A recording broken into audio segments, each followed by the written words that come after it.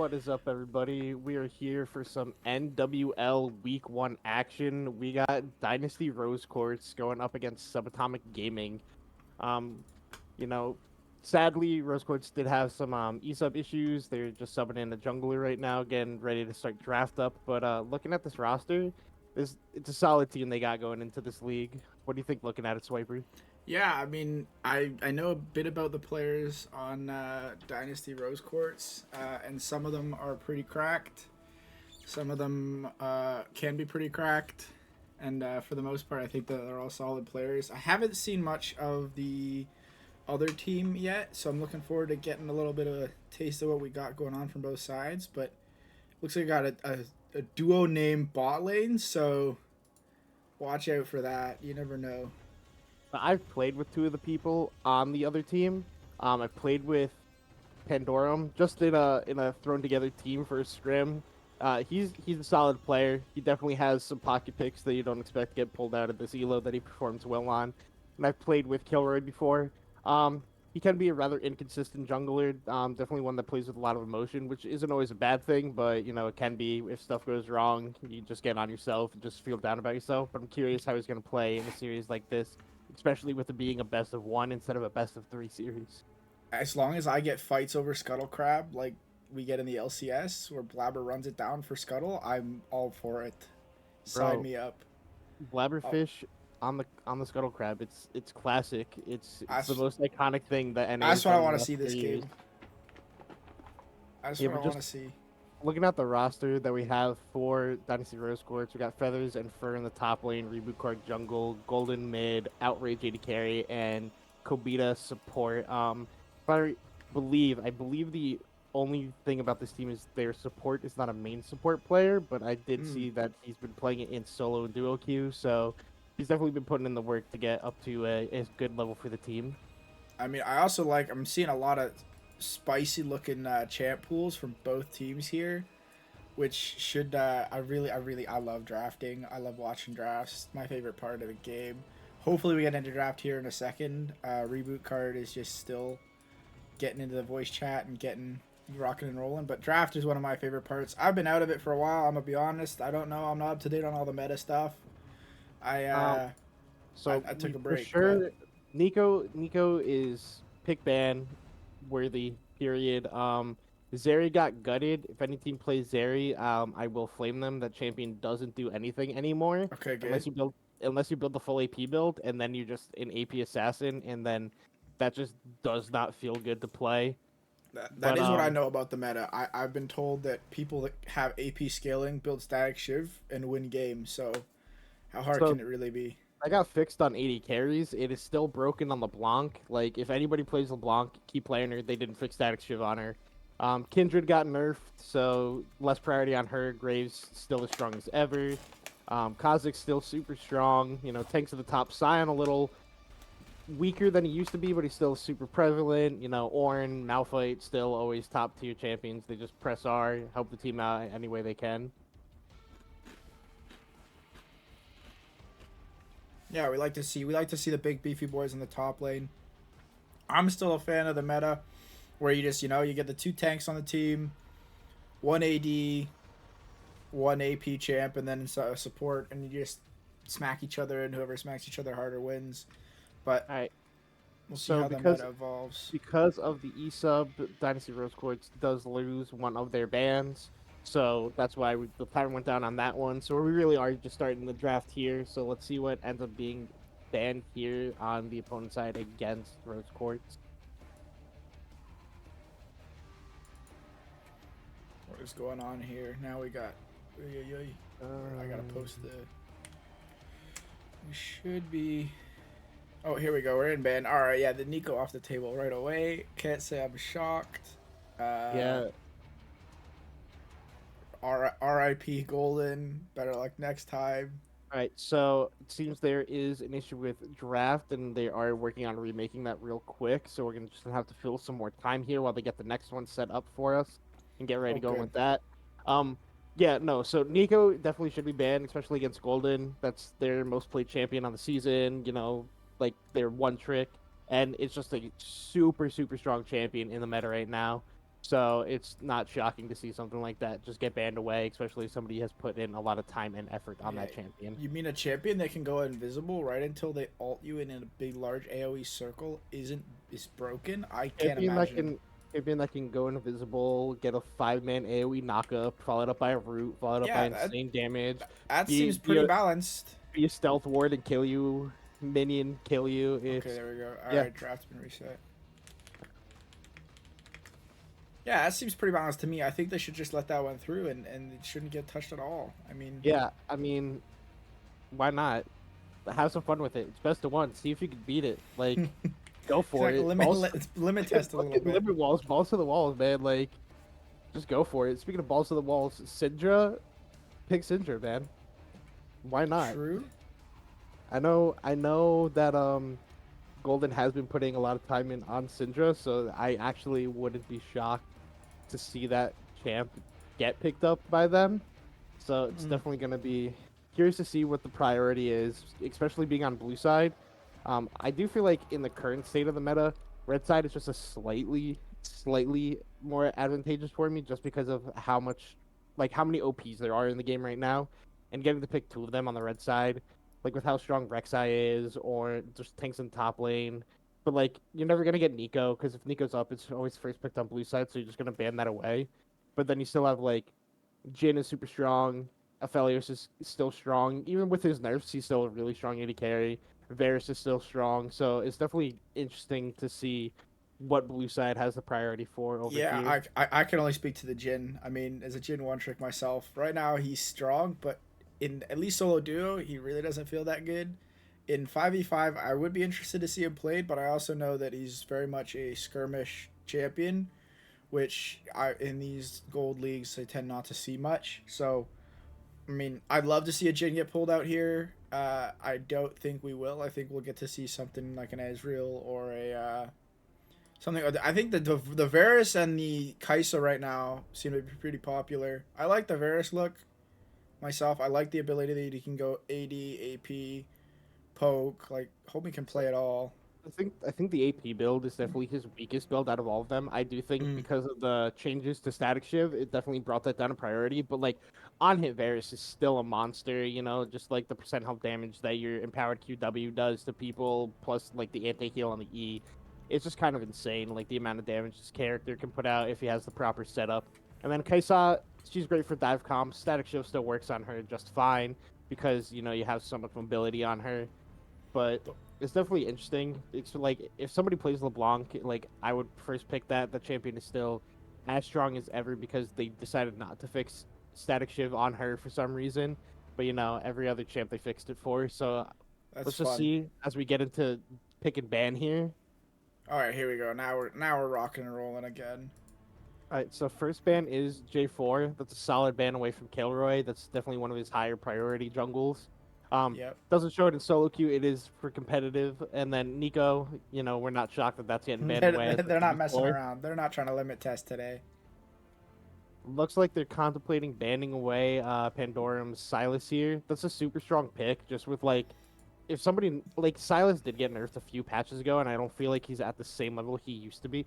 Okay, that Teemo ban is not a real ban because of the E-sub. Rose Quartz had to lose a ban, and instead of waiting the full 30 seconds, they agreed to just ban Teemo for it. I think it is a little bit of a cop out because they weren't quite sure who they wanted to ban, so they just took their Teemo ban there. But is what it is. We'll see what their third and final ban is. Zach coming through as another ban. I mean, do they play with Zach? I don't really see any Zach on. Reboot card does play Oh Zach. yeah, I see it there. Little It's cheeky one of his best. 44 Like, games. yeah, Zach is one of his best characters. So is like Rek'Sai. Rek'Sai and Graves are what he's been playing mostly this month, just because of how strong they truly are. So I wouldn't be shocked to see Rek'Sai first pick here for him, And just we because. got a full. It looks like saving except for the Nico there. We got a full jungle ban across the board here. We got two junglers banned from both sides. So I would like to see a high priority. I'd like to see a couple big damage junglers coming through. Some really interesting jungle picks that they're trying to defend right now. Would be kind of nifty to see it. I like seeing jungle games. Jungle games are fun. Okay. Caitlyn first pick. Interesting. That I agree. I That is interesting. That is I definitely can't. something I was not expecting. I feel like out of all the current AD carries, she's like not the strongest, but her laning is still as impressive as ever. But like, I just think Misfortune can outdamage Caitlyn early in the game and late in the game, just because I feel like Caitlyn never really hits that threshold to Yeah, deal like I a don't know high where the amount of Caitlyn damage. fits. I don't know where the Caitlyn fits into any real comp unless they want to pair it with something else. But like even then, it's such a like starve or feast or famine ADC that really right now you don't need to go for because you just play something like MF or Draven or whatever, and the Caitlyn just can't really do anything at any stage of the game. Yeah, so MF Seraphine, that's a very strong combo. The way their ults interact with each other. It's also a pretty stable lane. Seraphine just provides the poke along with Misfortune, keeping them safe in it. Normally what you see paired with Caitlyn is like Lux or Morgana, just to I get was gonna say the. if I don't see a Lux or Morgana here, I'm just gonna do a couple question marks in all chat and just be like, what the heck? I mean, it's not needed to be played with that champion. Like Braum is a perfect pick here, just because you see Yeah, Misfortune Seraphine. I Insta-lock Braum is great, honestly. I don't mind that at all either. Yeah, that's another pick. You don't really think about it, but like it kind of doesn't come into play until the level 6 when Braum just throws his well no it does. He throws his shield up and just blocks both the Yeah, he just ultimates. blocks both the ultimates. Doesn't Uh, matter anymore. That makes so Ornn definitely less priority on the side of Subatomic, just because that's three line ultimates that Braum can just block, and then the Kha'Zix here for a reboot card, another jungler that he plays all the time, and honestly, it is one of his best junglers. It's like 40 games in solo queue, 62% win rate. Actually, just insane numbers for that champion. this is what we like to see. I want to see. Come on, give me the Rangar. Let's go. Just show me the Rangar. Sadly, I Let's. don't think. Yeah, Oh my yeah, it's gonna be goodness. the boring pick of a Oh Sejuani. my I mean, goodness. Sejuani can duel a Kha'Zix, so that could always be fun to watch. Yeah, We see the Cho'Gath we had half a fandom. spicy jungle matchup, and then now just farm frenzy.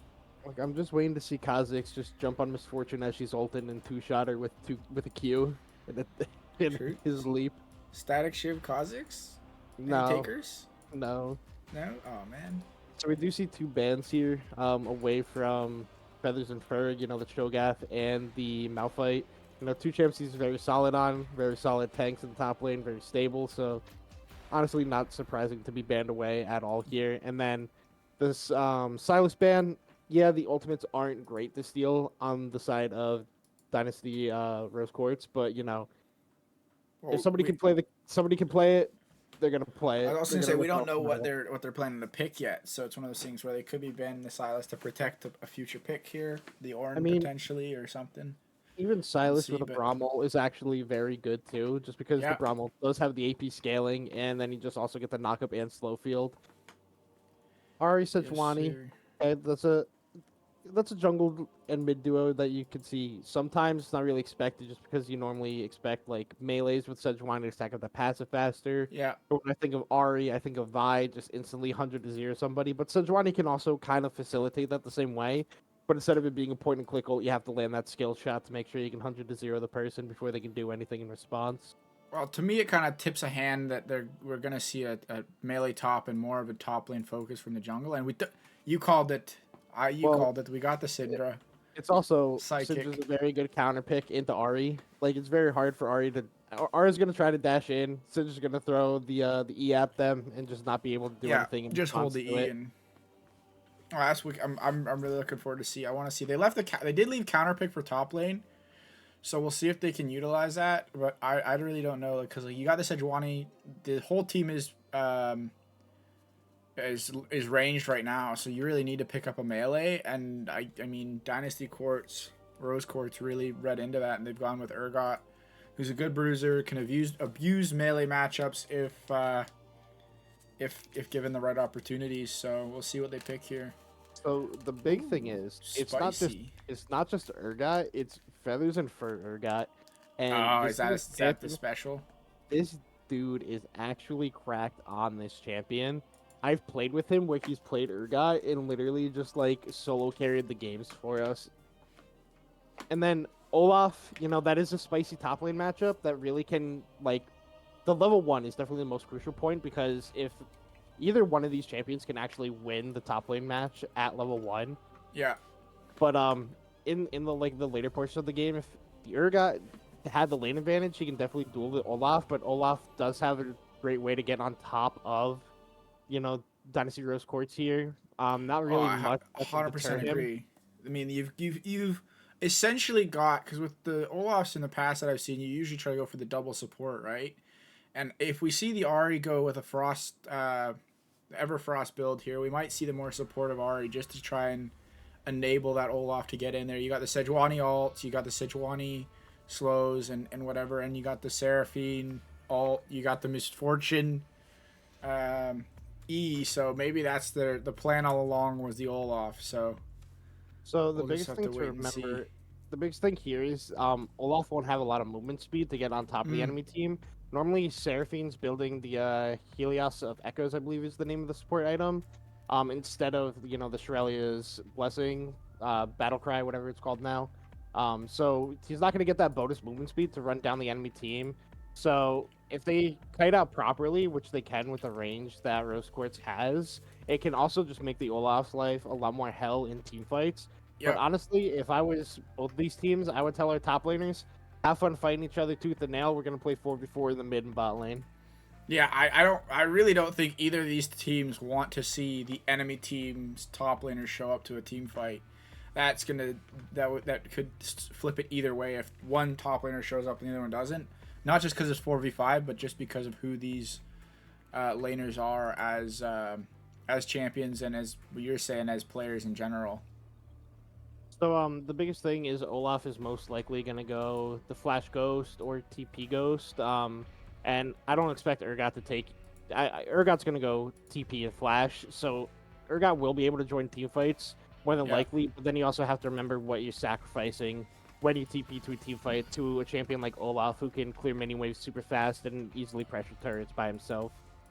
Yeah, how much of a monster are you willing to create while you go? You got to make it a big advantage play. So, I think what we're gonna do is we'll send it to a quick break. We're just getting into the in-game draft here, so we'll see you guys all in about 3 minutes for some hopefully top lane action and then some action all across the rift. I want to see a pentakill at 5 minutes, so I'm gonna send it to a break and we'll get our pentakill action going on shortly.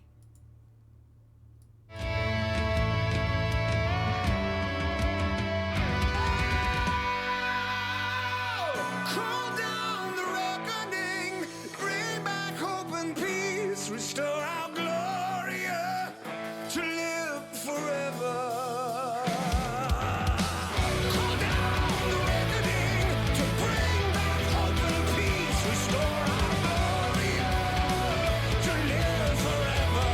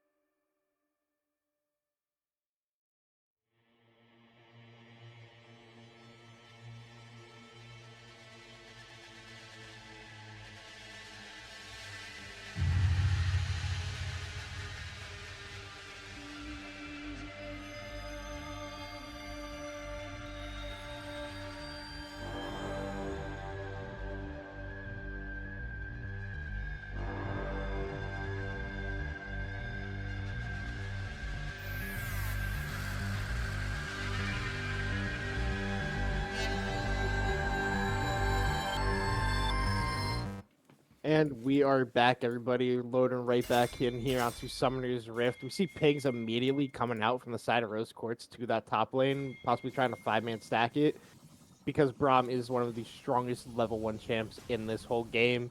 Just the way his passive works, getting the up to stack on multiple people at one time is just actually why he's so good at the level 1. And, you know, if this Olaf is caught unaware, he's easily going to die here.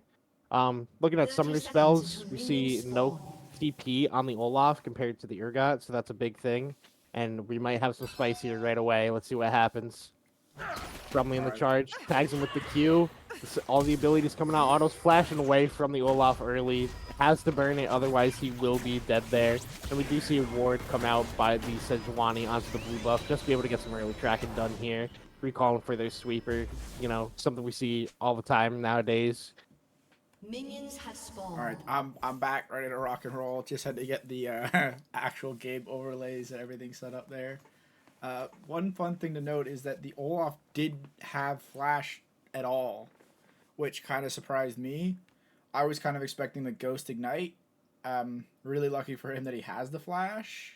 I mean, clearly. But yeah, I mean, if Rose Quartz had walked in there and he hadn't had the flash, he was dead to rights there. So, I mean, maybe Giga Brain read by Super Square. You never know. I mean, the flash is you take the flash just to secure kills and be able to get out of towers when you solo diving them to get the kills. Yeah. But having to burn it this early, I expect to see all of Kha'Zix's attention up on this top side just to punish that super hard, because Olaf with no flash going down early in the game is a big thing that you can set up a strong advantage for your team. It is indeed a big feels bad. I just realized that I don't have summoner names on. I have champion names, but that's okay. We don't need to know who they are. I mean, this is also, looking at the bottom lane, this is what you expect out of them. Caitlyn just pushing the advantage every chance she can with the range, with the headshots, zoning them off of XP, gold. It's what you expect out of the Caitlyn lane. And when you pair it up with Braum, you know, she doesn't really take a lot of punish back, and also has a kind of the same level of kill threat. You just have to land more autos for it, but it's still a rather oppressive lane. I just waiting to see that the punish come out from the misfortune, because you know we've all had it happen where she throws her Q and it hits a minion, and then you take half your health for no reason. So you know, just a couple of quick ones of those, and oh, we got jungle. Being invade here by reboot cards, jumping in onto the Sejuani, getting knocked up, but landing all the abilities. The isolation damage, having the flash away is Sejuani, and no flash follow up by the Kha'Zix. Just getting a free red buff steal, burn the summoner, and getting out, because at the same time that Ahri was roaming up there to help, Syndra had the mid wave at the same point, so was able to also roam up. Sejuani almost getting tapped there by the red buff.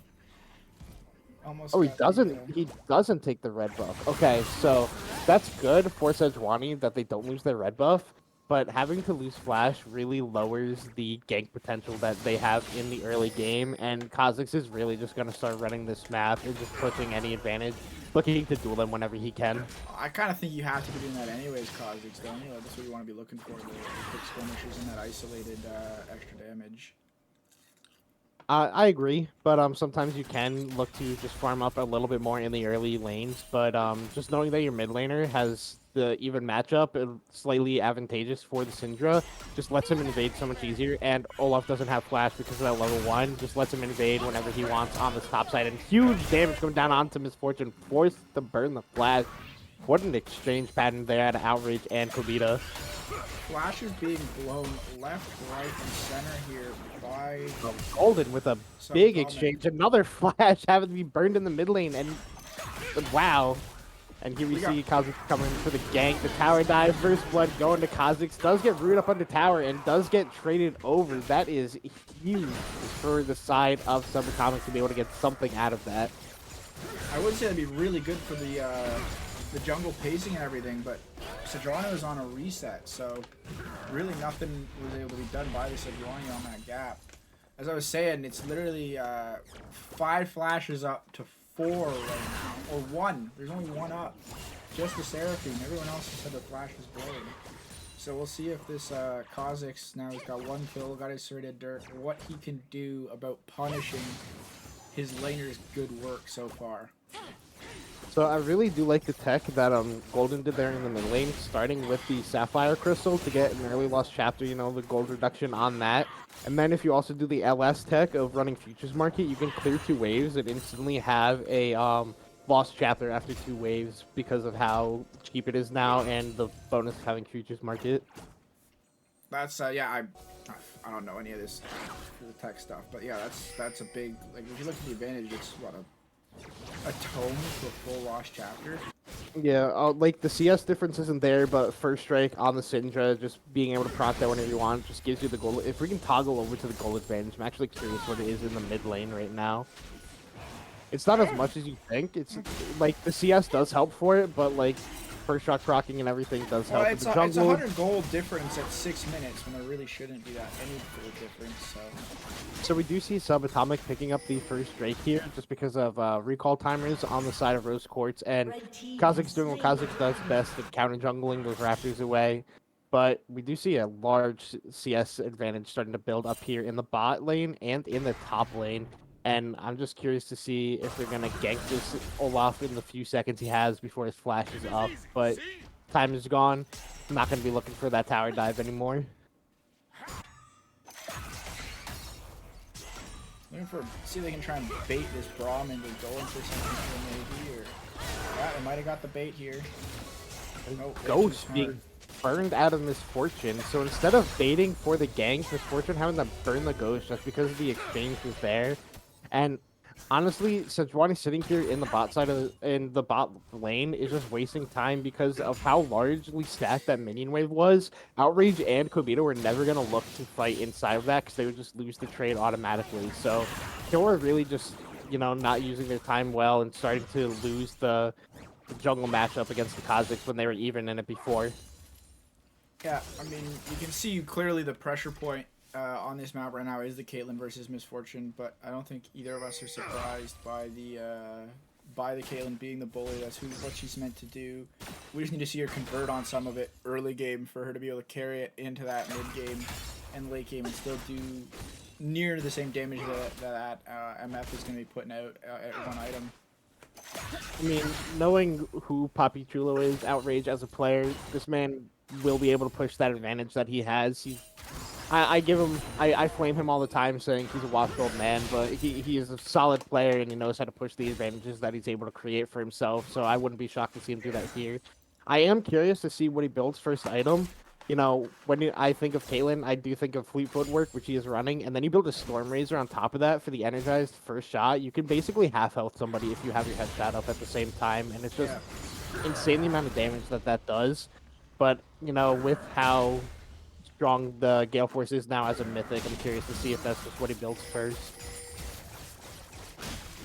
No, I think we'll see, I definitely don't think we'll see a Gale Force first item. I wouldn't be surprised to see the Storm Razor. I think a lot of the players that know how to utilize it really like it early game. I mean, it does do a lot of damage. You know, obviously as a Jhin player myself, kind of the necessities, but I think that would definitely, I mean, well, we could also see a Kraken Slayer. Could be another one to try and burn through that Olaf quickly. Would be another interesting pickup. I wouldn't be surprised if we saw for something like that. But for something like that, I think we want to have a we want lethal tempo as opposed to running this Fleet Footwork that he's got currently. So when you pick Caitlyn, you don't pick her to shred tanks or burn through people because she's one of the worst attack speed scaling 80 carries in the game. So like Kraken Slayer on her and like Lethal Tempo are just not good. You go to Fleet Footwork, you go for first shot headshots, and that's how you really feel the damage as her. Like, and then Gale Force executions. But like, I told my 80 carry this last night, and I was like, hey, I know you don't play Caitlyn, but it's not Lethal Tempo, it's Fleet Footwork. That's where all the damage from her comes from. A little bit of a spectator bug here. Wish Riot would fix it, but you know, small indie company. But quickly back into it. They don't have a big budget, guys. We can't blame them. We can't get mad. They're broke, okay? They need us to buy their skins in order to keep the lights on. Yeah, man. That's why they don't release like the 975 skins anymore that are just recolors. We No, only no. release 1820s and 1350s. Give us $10. We need to keep our lights on. Well, We're a no, small see, indie company. well, that's why they say we're gonna stop. We're done with the ultimate skins. Then they drop another one because Yeah, you know with they're no so more broke ultimate that they need yeah. the money. Yep. We But, got, it looked like we're gonna have a roam up by Pandora in here, but spotted out. So just going back mean, to lane.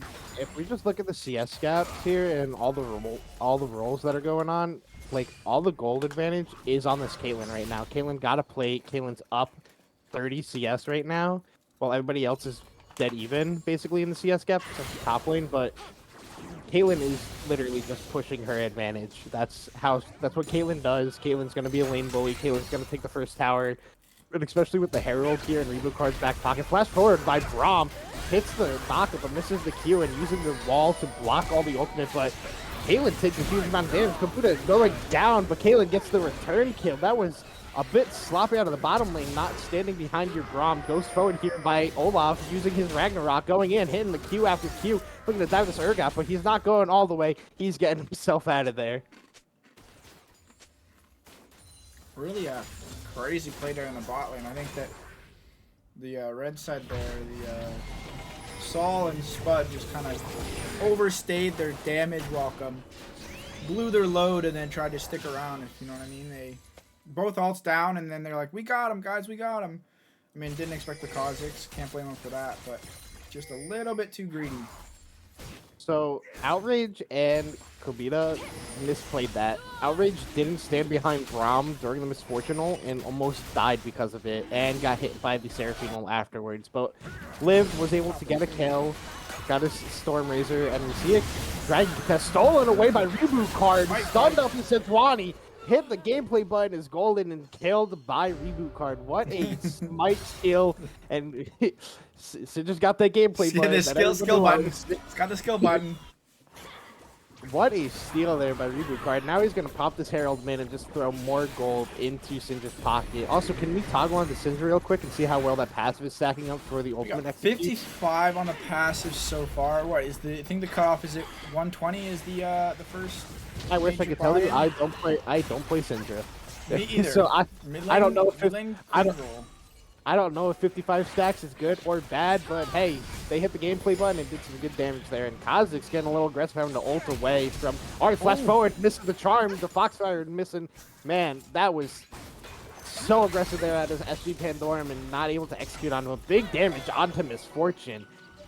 That's the power of Caitlyn with those headshots, Storm Razor, Fleet Footwork. You just get one headshot on somebody, you're half health in them. Yeah, both these ADCs have that capacity to do that big burst damage. So I really just think it comes down to who executes it better.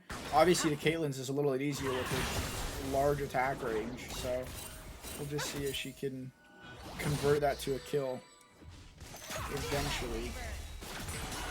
So, you know, so far looking at item builds and everything, nothing's really standing out as shocking. Maybe the only thing is the lethality Misfortune, but against the team comp, it does make more sense to be running that lethality capacity. And we're going to see Braum probably go down here because beautifully stacked up was the ultimate and Misfortune, the Seraphinal and Misfortunal, waiting until the shield went down to pop the Misfortunal to pick up that kill. Using the Misfortune almost as a bait, bait out the Braum shield and then hit him with the Seraphine. So that's really going to be the bread and butter, I think, of this entire game until we see some real action from. Man, we see Outrage having to flash away. The ultimate coming out from Kilroy, but it's missing, and Outrage trying to alcove game his way out of this one. Getting some big damage trade. You're going to see Kha'Zix pick up a kill here and wrap around on the backside. Misfortune isolated, just barely picking up a double kill. Shutdown was Caitlyn, and we're going to see Kha'Zix pick up the Seraphine here for a triple kill. We got Kha'Zix gaming, boys. This game is turning up all sorts of purple. Reboot card is really just, he's in the right places at the right time. Clean up, man. Buddy is a garbage. He's the guy on garbage day. He comes around and just collects the trash. He's like, oh, come on. I got to come down here and pick up 3 pieces of garbage here and then disposes of them properly. Gets the gold. 5 and 1. 2 items to not even a full item yet. My goodness. Kha'Zix is really going to run over this matchup. Level 9 to level 7. And the big thing is Kha'Zix has been ganking while Sejuani has been farming this whole time. But, you know, Kha'Zix Kazik just making his presence way Still more up known. nearly 40 farm at this point. Yeah, Reboot Card just really pushing any advantage that he can in this game, being there for the counter gank, picking up all 3 of those kills. He's gonna pick up the second Herald here, stole away that second Dragon. Everything's coming up purple this game, as you said. We'll see. See if the bug can beat a Stomper this game. Usually bugs get squished. This game, Kha'Zix is turning the tables. He's like, I'm tired of getting put under someone's boot. I am the boot. So this is a really good rotation here out of Rose Quartz. You know, with the death timer on the Caitlyn, they sent Caitlyn mid lane because Syndra was recalling. He told Syndra to go by, and it's going to give Caitlyn just break that first 2 turret mid. And just that, breaking that gives you so much more vision that you can set up and play for on either side whenever you get down that tier 1 in mid lane. Because it just makes and we got Reboot Van here. He's hovering too, right? Yeah, that, him yet. nothing really. Oh, never mind. I say that and say it. He's just gonna go down. Flash trying to get the ult up. Oh my god. They know all about him now. Golden taking a big trade here, hitting the gameplay button, but it's not gonna matter. It looks like SG Pandorum is gonna just barely miss on picking up that solo kill. Wow, that was very close. I think if he had anything gameplay button but slow did enough. I think if he had anything but the Everfrost there, that would have been a solo bolo for them. But now they're got to worry about Kha'Zix tower diving them and killing them in 2 shots here. But it looks like they're gonna just slip away out of vision, be able to get the recall off. I wonder if that's out of vision. If running along that wall is out of vision of that Kha'Zix. It's just out of vision. That's unfortunate for the Kha'Zix. But now we see the second Herald coming here in the mid lane. But little does Caitlyn know that right behind him is Sejuani. Not going to come in. They're just going to use the Misfortune ult, clear the wave. Herald's going to get the charge. Nothing else is going to come out of that except the pressure to get the second Dragon. Start stacking those up. You do go. It does give him no pressure to Dragon. I don't know if I'm subatomic. I don't know if I'm pushing for this. I think I'm just letting him have it. Collecting waves. That cause is just too huge to fight right now. You need your tanks to have some items. You need to be fighting as a group. So the plus side here for Subatomic, it's Chemtech Soul. Debatably the worst soul in the game, unless your name is Olaf, then that's your favorite soul in the game, because you just get better when you have low health, and Olaf is already great when he has low health. But, you know, giving up that soul isn't really the worst. If you're going to be doing something like that, you should be pushing a wave somewhere, just trying to get some pressure on your side going. But, you know, with the way using Herald mid to get that pressure, they're not able to respond in any way significant. One thing I would just like to mention as a quick point is the vision control coming out of Rose Quartz is really quite exceptional so far. You can see they got both bot towers and they're already pushing their vision line way into Subatomic's jungle. Ahead of that Drake and currently as of right now, which gives them tons of vision. They know right where everyone on Subatomic is. It allows them to be rotating their players up, and they're hopefully going to be able to protect this Urgot, because that Olaf is starting to look a little scary. So, you see what they do here by putting Caitlyn in top lane? Do you know what this is called? It's called Caitlyn gameplay. You just send her where there's a turret you want destroyed, and then just let her do that, and that's what they're going to be doing this whole game. Kind of similar along the same lines as Ziggs Gaming. Oh, yeah. Basically the same champion. Just one's AD and one's AP. Yeah. Sometimes when I'm in Champ Select, I accidentally click one of them, and I'm like, oh, nuts. Looks like I'm just building AP items this game. It's the same thing. You just walk around, hit tower. Oh, 30% health? Gone.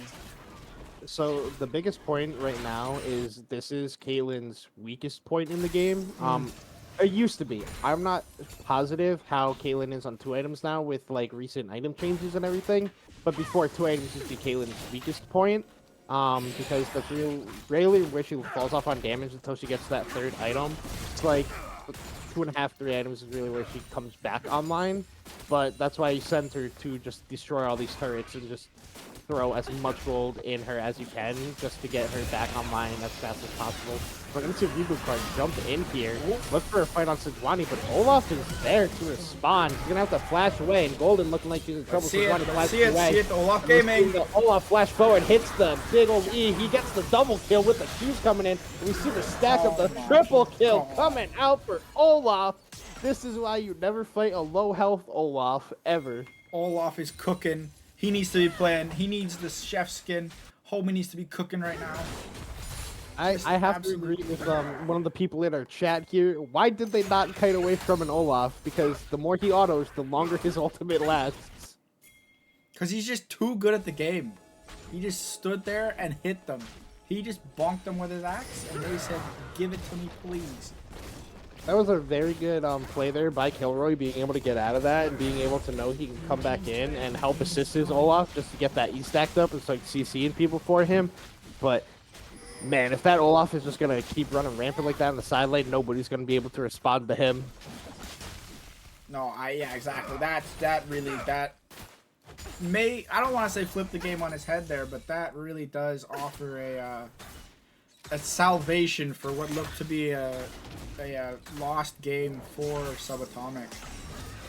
Super Square just kind of took the game and was like, hey, I'm still here, I exist, I'm a really strong champion, and now we'll just have to see what Reboot card can do about it. 5-2 still. The Kha'Zix is not to be messed with, but definitely some high skill gaming from Olaf.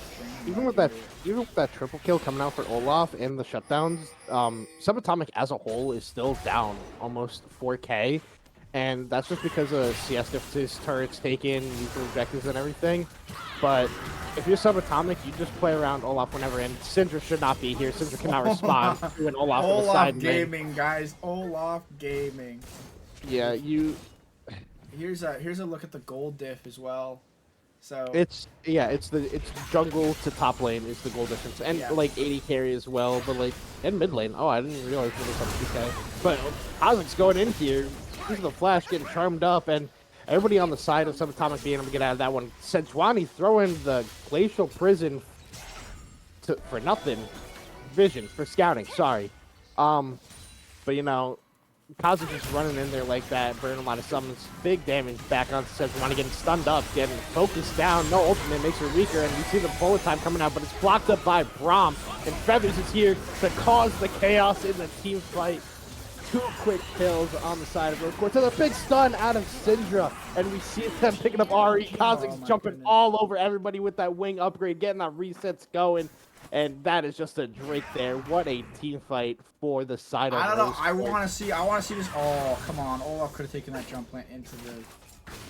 Oh, Olaf did take that jump plant. He's going on top of Syndra. Oh, he's getting that solo kill on Syndra, and he's not going to keep running forward. He's going to run away. Why run away when you're so strong? Just run at them. No one can stop him right now.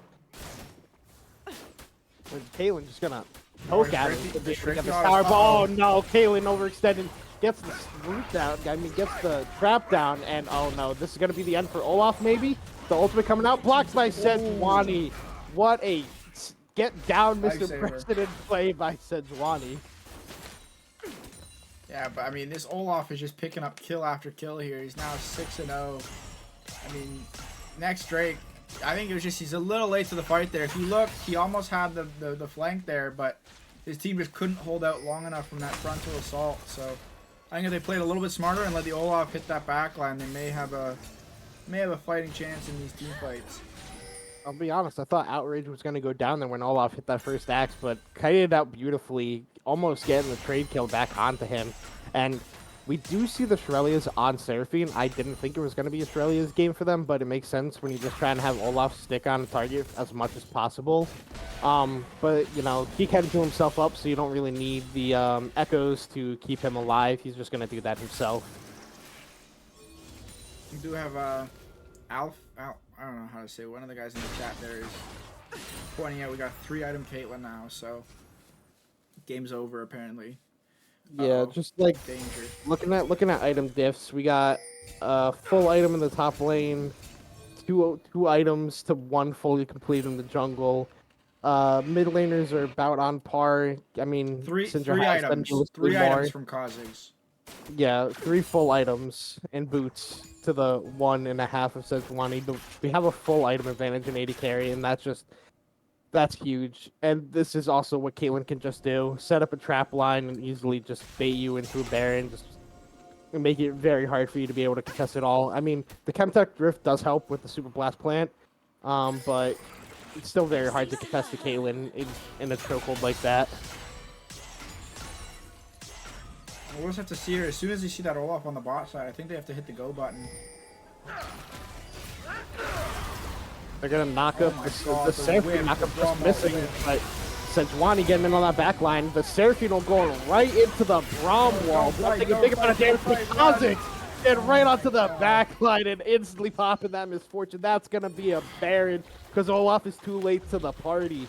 And TP coming out from Urgot. This is a Baron for the side of Rose Quartz, and there's nothing Subatomic can do about it, sadly.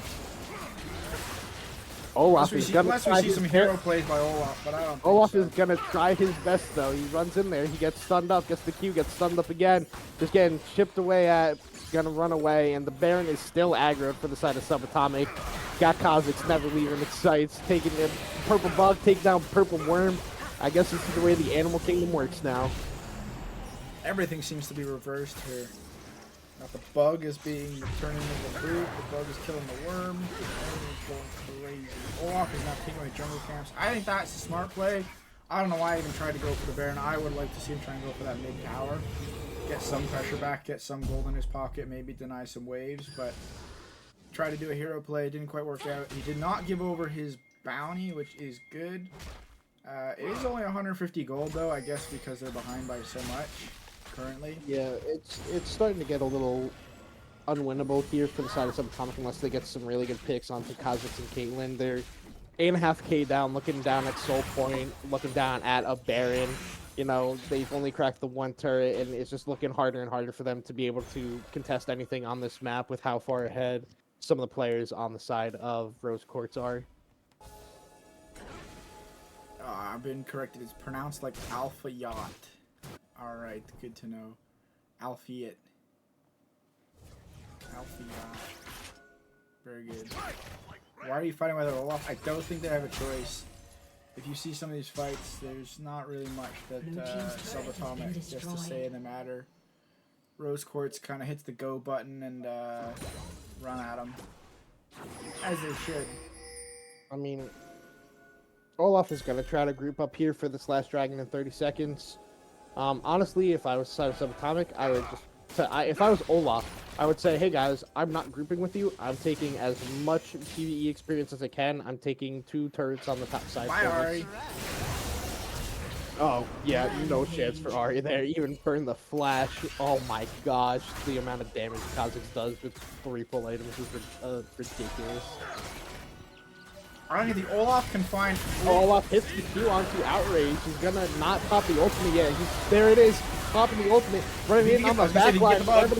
Galen goes down. Braum in the backside, low health going down. Olaf running rampant over this fight. Early with the double kill, missing the kill, but he's on top of the Urgot. Urgot having the flash away. Triple kill for the Olaf. And there it is, the team fight with the Olaf to get them back in this game to be able to stop this dragon stacking and give them a chance. Olaf running rampant in that team fight.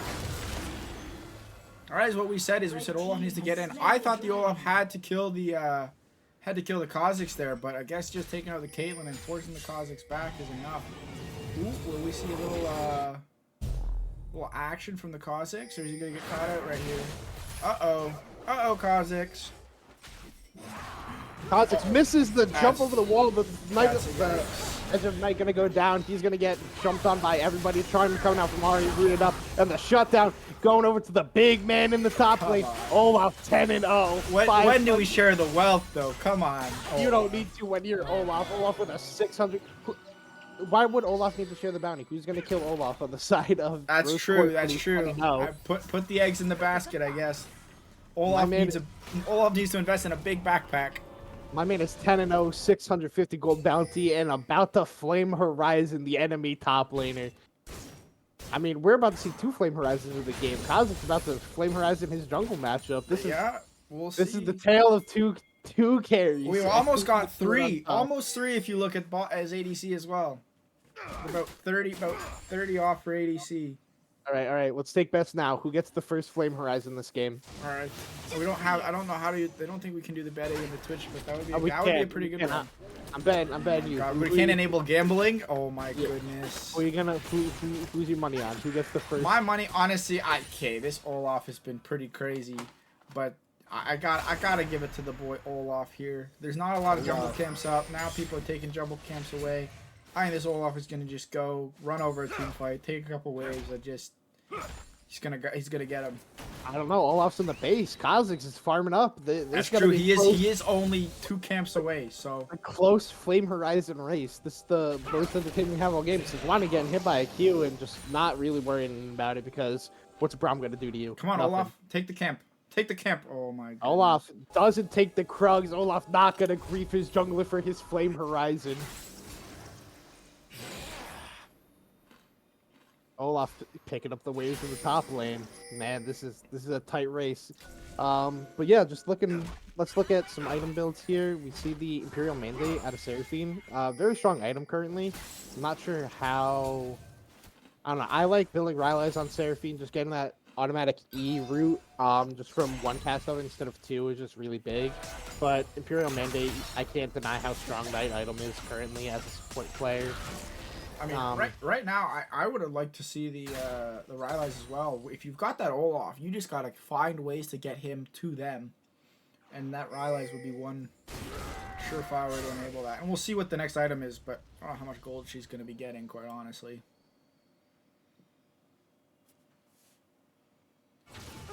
We'll see. We got the Urgot. Looks like he's given up on lane and is just trying to push waves. So he's like, I mean, we're in a very lull state right now. There's nothing on the map to take. Nobody wants to overextend and be the reason they keep losing the game. Come on, Sejuani, take camps. No.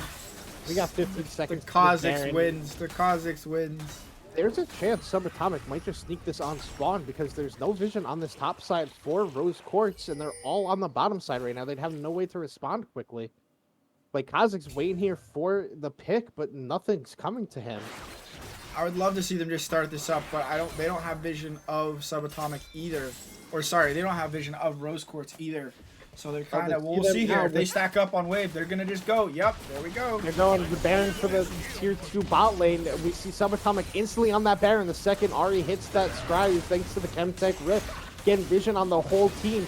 And this Baron is going to be gone before Rose Quartz is going to be able to respond. They got no vision of it. They overplayed themselves looking for a pick in the bot side jungle and give up Baron.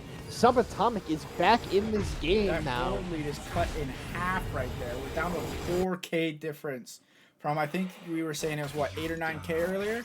It was almost 9K about like 8-9 minutes ago. Blind question mark in the chat. I don't know, man. I think it's this Olaf is putting on a show. It's his skill gameplay. But we'll see. We got a kill bush coming out here for. There's no vision on the jungle. This is risky. This is gonna determine the game. We're gonna see a big half health damage on Misfortune. Kha'Zix jumps right on top of her. Instantly deleted. Seraphine getting rid of on the backside. Seraphine going down to the gameplay. Come on, let's see it. Olaf, go. Olaf, go. Olaf is sprinting in, ulting in, but Sejuani gets eaten up by Urgot. When CC immunity doesn't mean anything, and he keeps going down. But wait, he picks up the Braum. He's chasing down the Caitlyn by himself, looking for it. Urgot trying to do it. Down, Ari's out of the fight, and just like that, one pick turns into the game. The jump, the Q, the ace for Kha'Zix, and that's the Soul Dragon. Caitlyn gonna push down the mid lane, look to end this game for the side of Rose Quartz. I really think that was just target selection there by the Olaf. He just said, Braum, you're looking really juicy today. Give me a piece of that. And I think too many targets around him, and he just hitting the wrong one. I think more than target selection, that fight was split apart perfectly by Rose Quartz, immediately separating the bot lane from the rest of the team on the side of Subatomic and killing them before they could get anything off. Seraphine ult still up. Misfortune Flash, Ghost, and Ultimate still up. That was a huge pick off by Reboot Card and Outrage to be able to just pop that up, and now they're just going to get back in the driver's seat of this gold advantage, take down another turret, and just push this gold lead almost up to 10,000 gold now. And it comes back to my point earlier in the game. Look at the vision. What does Subatomic have for vision? They got one red ward. Right here. This is it. This is it. No. They go to mid lane. There's a ward in mid lane. Oh, you're right. But I take it all back. To your point, Rose Quartz played beautifully around the vision they had and the enemy bot side jungle, waiting to get a pick off before that fight to just secure soul for them and to just get Baron buff off of everybody. off of everybody. They aced them. So the Baron was a good call by Subatomic, but instantly wiped off the map by a great play out of Rose Quartz. It's just better overall League of Legends. I think there's some mistakes from both sides, obviously, but the vision game is going the way of Rose Quartz. And I mean, you don't win games on kills. You win games by taking Nexus, and if the vision's gonna help you get there, then kudos to you. So now we just gotta see Caitlyn. This is also, again, this is another part of the game where Caitlyn shines, right? We're gonna see the battle song, top tier by Surf, and sometimes looking for it. Charmed up is the Braum. The ultimate coming out on top and instantly popped down because of the good decision out of Subatomic to just get something back on this map. Staying execution for a little longer. But right back at it is Rose Quartz, so instantly back on the spot lane, just pushing it back up, letting the minions in mid push their way in, forcing them to clear those out so they can get bot lane pushed back up. And the key thing to note there is there was a lot of ults burned by Subatomic, but importantly, the Olaf ultimate was not used there, nor was the Ahri ultimate, which does give them somewhat of an engage tool. The big thing is Olaf does not have flash right now, which makes his sticking power lower than it normally is, but doesn't mean he can't stay on top of his target once he hits 1Q and gets it going like that.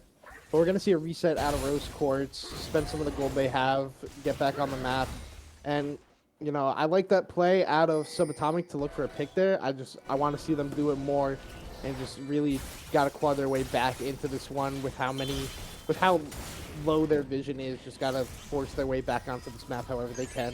Agreed. I think that we need to be seeing what we got first. We got two sweepers here. I really think I want to see that R needs to switch over to sweepers or something, and we just got to get vision gone. We just need to have some semblance of vision back in this game. So here's what I'll say about vision. Vision score is the most inflated stat in the game. Oh But my! screw vision score when you just get popped like that. Come on, let's see it, Olaf. Gosh, Olaf is gonna try his damnedest here, but he's in between a bug and a hard plate, trying to get his way out of here as Kha'Zix sprints back in, gets some big damage down into the team. The ultimate coming out by Braum, but Olaf is on the backline by himself, flashing in. Get the gameplay button, get the stairs proc, but he's in a 1v4. He'll get a shutdown up to Kaylee. He'll steal his way as much as he can, but he's gonna get killed by the Braum. The Braum squishes. The buff man squishes the bearded man and helps his team get back into this game and try to end it quickly. I mean, it's going to be hard. Olaf killed the right target. He killed the Caitlyn. I really think there. I think I agree. I don't disagree with you, but I think that if he can get that Syndra is the only heal cut on the entirety of Rose Quartz. I think he just couldn't heal enough. If you kill that, Syndra, you go back to healing up every auto like madman. So. I mean, I love to see the play. He killed the siege, so that was a very kill good the siege. It gives his team more time, and it will give him a chance to fight this Baron that spawns in 3 seconds. They just got to get out of the base and onto the map for it. Yep, and well, I just don't know if they can fight this Baron without the Olaf though. So it might just be a free Baron for Rose Quartz, which should seal the game. Yeah, it's just a free Baron here. It's too late to get back onto the map. They gotta see it with the blue ward, see it go down. I mean, if you're gonna fight, you got 55 seconds to fight at Elder. You know, get your carries as much farm as possible. Let them get back onto the map and go for something. And the Misfortune build is the interesting one for me, because it's split. They have 3 lethality items and then a Bloodthirster trying to go for the survivability, but yeah, if you can't auto anything, you're not going to survive a Kha'Zix one shot. Yeah, the Bloodthirster seems a little odd to me. Honestly, it's a hot take here against this Kha'Zix, against this Caitlyn. Over that Bloodthirster, I would have picked up Azania's Hourglass. I'm just going to put it out there. It's a refreshable, life-saving item. Allows your team to get to you, gives you a little bit of armor. Oh, and the first Flame Horizon did come out, and it's in the jungle. It is in the jungle. That happened a hot minute ago. Olaf gets tagged by a Braum here. He's going to just try to man his way forward here and look for something, but it's really hard to respond to anything. You know, even with Syndra, just hitting him with that QE combo. He's just a quarter of his health, but flash burned out of Syndra just from throwing a Q at her. That could be something that they look for now. You know, easily hit her with Sejuani ult and look to just burst her quickly. But we'll see what they choose to do here as Caitlyn just that's a so run kind for of the nailed there. hills. Yeah, instantly popping the Torellias. Getting the whole team out of there is Spud, but this could be it. Baron, the two Uber buffs on the side of Rose Quartz as they look to end this game. Yeah, I just don't know how Subatomic withholds from this now true siege from Rose Quartz. I don't think they need the Caitlyn to siege anymore. Kill the Caitlyn all you want. They got Baron buff. They're going for the triple inhib. Look, Subatomic, they made some good plays. I like the idea that they had trying to get their way back into this one, but you know, one misstep too many, and it could cost you the game. And we're gonna just start to see the beginning of the end here as they get triple inhib. Poke coming out on the side of Rose Quartz with that Elder is really gonna do some damage. Flash forward for outrage, picking up that kill on Sejuani. Man, this is. Olaf This is a can't even tough go one. in here because his execute threshold is, you know, above where he starts doing the big damage. So Look, with Subatomic being as down as they did to turn this into a 40-minute banger, I'd be proud of that one. As you see Olaf going for one last effort, he's going to go down. Reboot card taken low, but that cannon just shooting away at the Nexus turret. And this is going to be the end. Misfortune executed here. Everybody getting away. Ari's going to die in the fountain, going down to shut down onto the Ari. Zonia's out of Seraphine to bait them in, but Kobuda picking up that shutdown, picking up that kill with a Q, and game over. Rose Quartz taking home their first win of the season. good VOD review material from both teams there, I think. But in the end, as you said, Rose Quartz gets the victory screen, gets the win. I mean, the little sloppy from both sides, but overall, I think just the cleaner vision gameplay and just the better executed fights came from the side of Rose Quartz, which leads us to a, well, I wanted to say swift victory, but 41 minutes in this day and age of League of Legends is not a swift victory. So, I mean, hey, Subatomic was down almost 9K at one point, and they turned this into a 41.5-minute bangers game for the side of them. Olaf really yeah. putting together a highlight reel for himself, you know. You're right. Both teams have stuff to review for this one, but you know, GG's for both sides here. I think both teams definitely take big, you know, wins from both teams. So then play a second game for both teams today. Unfortunately, not possible because we are shortly going into another game from the side of Rose Quartz up against Please No Leash. So I think what we're actually going to do is now that this banger's over, Pref No Leash, sorry, not Please No Leash, Pref No Leash. We're gonna send it to a quick break, and then when we get in that game, we'll bring it back and we'll get the draft casted and get us into another game of League of Legends. We will be right back.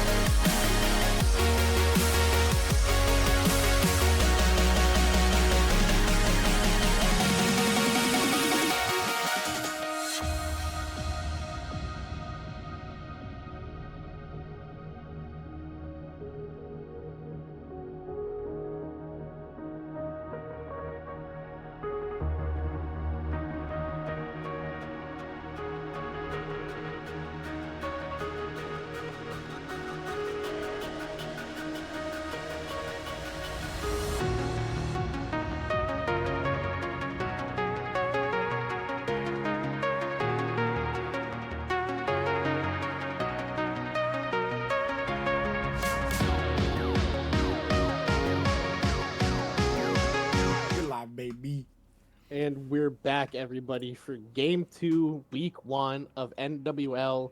Dynasty Rose Quartz is going to be on the red side this game versus Pref No Leash on the left side or blue side. Pref No Leash is running 5 E-subs, so they're going to have 0 bans for this game. Dynasty Rose Quartz is losing 1 ban for 1 E-sub. So pick and ban should be rather quick on this one because it's going to be Rose Quartz ban 4 characters and then a first pick for the side of Pref No Leash. Yeah. Anybody on the enemy team sticking out to you, looking over their roster and everything? I had a quick look. In terms of like what I'd like to see banned, I'd like to see that Hecarim disappear.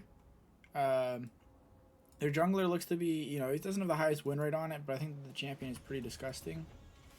Hold on. I also would like to see that they have 2 junglers. It looks like. So, I really don't know if I'd be worried. Their mid laner seems to be mostly a jungler. Except for that Yasuo, which is spicy. He's got their mid laner... Like 113 games? 113 games for Corrupt. So, maybe we get to see some spicy Yasuo gameplay. Even spicier would be if you got to see Golden's Yone. And we get the brothers feuding in the mid lane. Let's make it happen. Golden plays Yone? Very, very, very... briefly, and she can. I know she can. That's news to me. I know she can. That's. I don't know if she has in a while, but I know she can. They're not gonna let her play it because then she'd have to be her alter ego, and not many teams let her be that. What's the alter ego? Eel. Oh. When she's not when she's playing male characters. No, when she's playing just carries and chads and not being the supportive mid laner. Ah, gotcha. So they banish her to the supportive mid laners. So we're just waiting for Rose Quartz to ready up here to get this draft started. But we started the stream because they said they were ready. I know somebody seems to be slow rolling us here. Ay.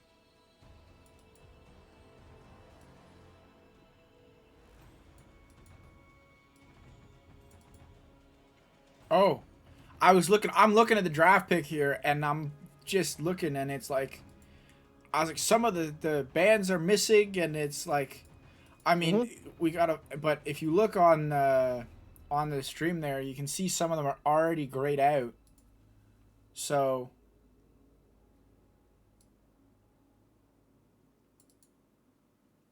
yeah, all right, Golden there's some confusion.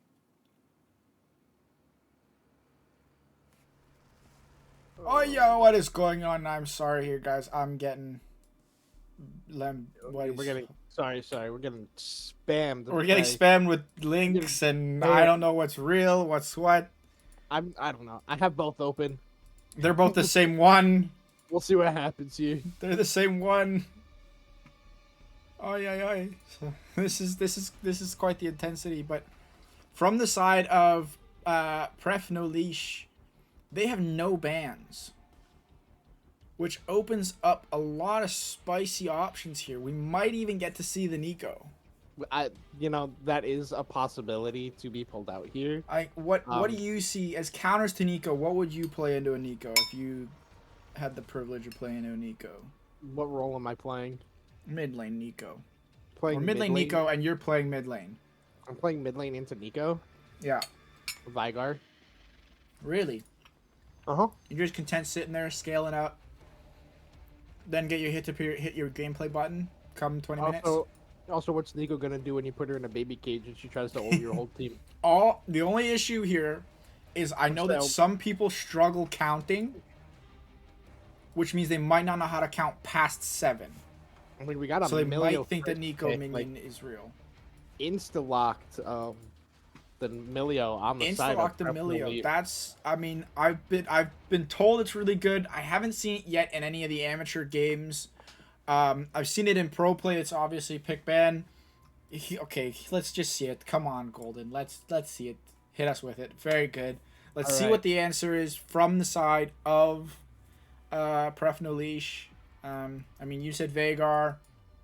I mean, Milio already kind of counters Nico just because of the ultimate synergies. The knock up and then a stun, and then he cleansed the stun away. Well, the only issue is as the Nico, or for the Milio, is you have to make sure you don't get caught inside the stun itself, because then you can't ult if you get knocked up. I think that's how that interaction works. The Ezreal pick is rather interesting. I mean, because you need. He does have a lot of Ezreal games, and I do think that in 5v5 it's a highly it's a decent pick. I am disappointed in the side of Rose Quartz for letting the Hecarim through. They saw that their jungler played almost exclusively Hecarim, and yet they let him through. So unless they got some kind of crazy counter, I think this could turn into a bloodbath. You say he's played a lot of games on Ezreal. He's played 10 and has a below 50% win rate. Oh, good. So I mean, his recent games, it looks like he's played a lot of Ezreal. But if he can hit skill shots, Ezreal does damage. If you don't, you do oh, nothing. buddy, that's significantly worse than a 50% win rate. Homie's won 2 out of 10 games. I was being very generous. That's a generous outrage, buddy. I better see you pull out a pentakill here, or I will question your Ezreal pick till tomorrow morning. So Ashe is a very good pick here with the Hecarim, just because Hecarim Yes. does like tracking enemy junglers, and Ashe really enables that with the Hawk Shot. Yeah, and But, I mean the slows like mid game really do help that Hecarim get onto people, and if he is going the Spirit Sojin build, if he hits them, it's just a truckload of damage, just literally getting hit by a semi truck. So a really good pickup, I think, especially with the Milio increasing the range, which increases the distance you can slow people from. Ashe Milio just doesn't seem like doesn't scream super strong to me. It's like, yes, there are synergies within the two of them within the lane, but just like for an overall team comp, I think the two of them are kind of not on the same page all the time. But the Thresh pick is, you can also say the same with the Ezreal. Yeah, But we see 4 we got mid lane bans. four poor corrupt homie comes in as an E sub and just getting targeted. And then we see Reboot cards Zach. This man will pop off on this champion if allowed, Yes, and let's ready do to see some- this. Let's do some quick math here. I'm going to pull up the calculator. He's got 44 games at a 60% win rate, a 68% win rate. He has won 30-ish out of his 44 games. That's like a 2/3. That's basically 2/3 of the Have you games also he's looked played. at He's won. Have you also looked at his KDA on this champion? I have not. It's basically a Damn, 5. that's a 3. 4.98. It's That's a 4.98. I see 3. Oh no, wrong guy. I'm looking at the wrong guy. I'm looking at Mohawk Gaming. Let's see. That is a 5. That's 5. Yep. That's pretty. We'll see what they can do here. I mean, I would love to see the Zac pop off. The biggest thing for me when I see a Zac is I look to see how the other team is going to respond in terms of their ward locations, because it's a totally different ball game, right? Oh, okay. We still have a snooze fest in the mid lane, but it's an Aurelian Soul snooze You fest. got the A Soul. So This you were man talking is about the nuts. Veigar earlier. This is another champion that you just kind of let sit there, and then come 25 minutes into the game, he's at 100 and something stacks, 200 stacks, and he hits the R button, and it basically becomes a no fun button. I do think the Ace-Hole is a terrible pick into Zac, though. Absolutely Michael- garbage, but we'll see. The man has no escapes. He's going to sit there channeling a Q and get jumped on by a Zac. And then we see an Alawi pick for the top lane. This is the feathers and fur I love seeing. This is the carry feathers fur that I love. Even if the Urgot game didn't go so great, this man's Alawi is insane. 30 games in solo queue, 87% win rate. I'm really looking forward to this. I mean, last game we got a 42-minute banger, or it turned into a 42-minute banger. I'd love to see this one stay competitive, but the way this goes, I think that either side, I don't think this is going to be a... I mean, the last game they clawed it back to the 42-minute game. This one here, I would definitely anticipate more of a, oh, one team got 4 kills, that's game over. 20 minutes, go next kind of situation. But we'll see here. We'll see if this this bot lane works out for the side of Pref No Leash.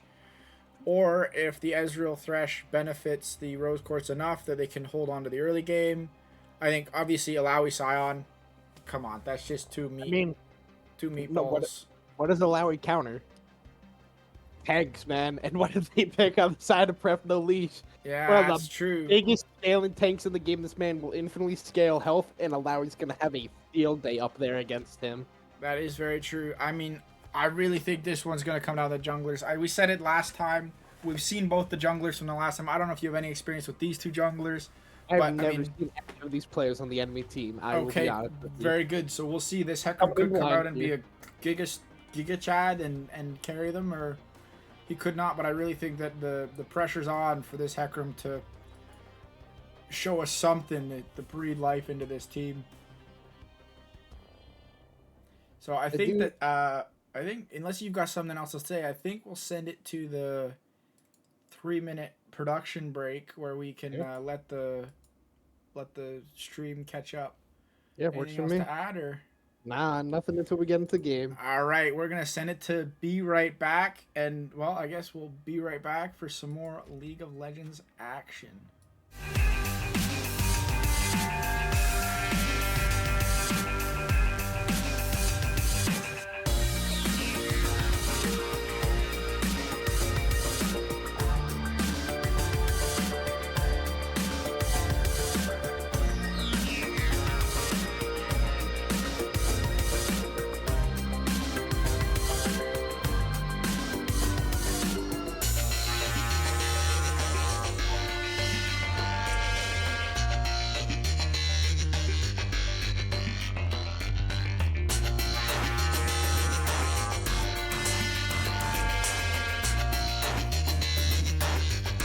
Keep moving on.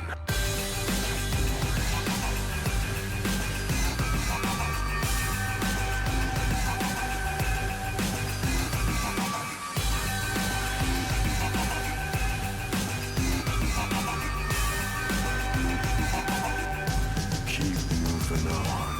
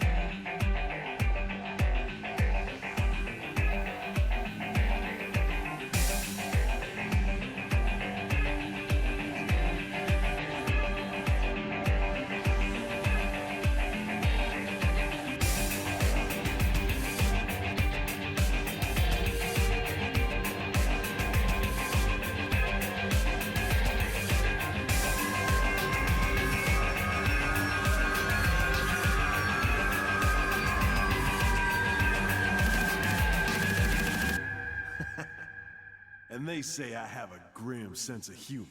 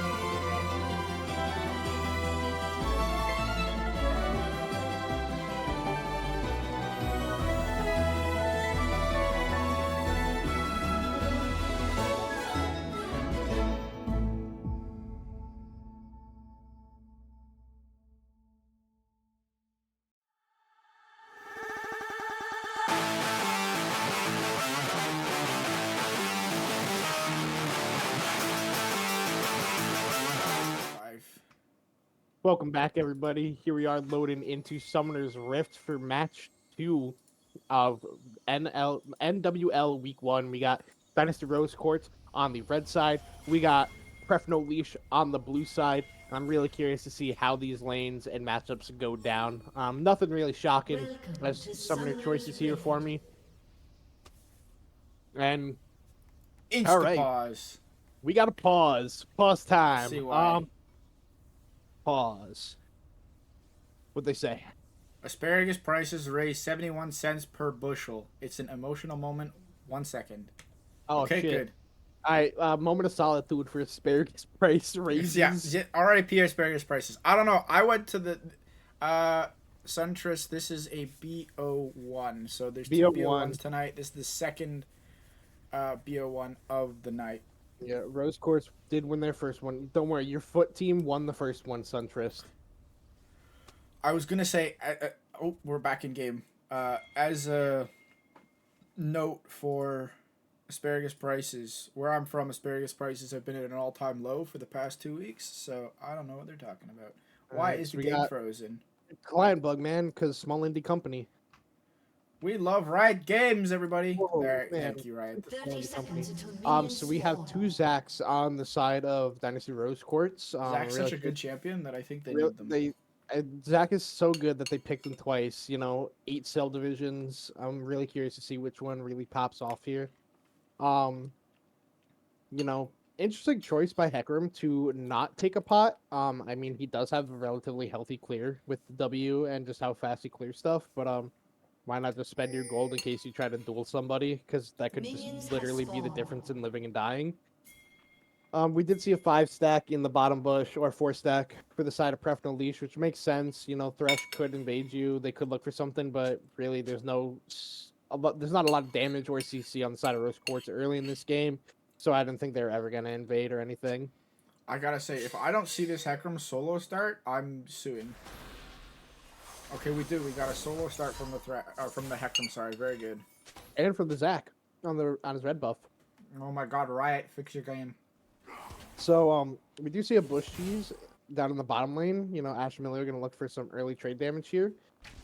And they're gonna get some good damage onto the Thresh here, and a decent trade back. The hook hits onto Milio, but Thresh just taking almost literally over half his health bar in exchange. But the difference is Ash took half her health too, had to burn one of the pots, and Ezreal is relatively full health. So you could debate that's a win for the side of Rose Quartz because Ezreal now has the same amount of sustain as Ash in this lane, and he got to start stacking that tier early.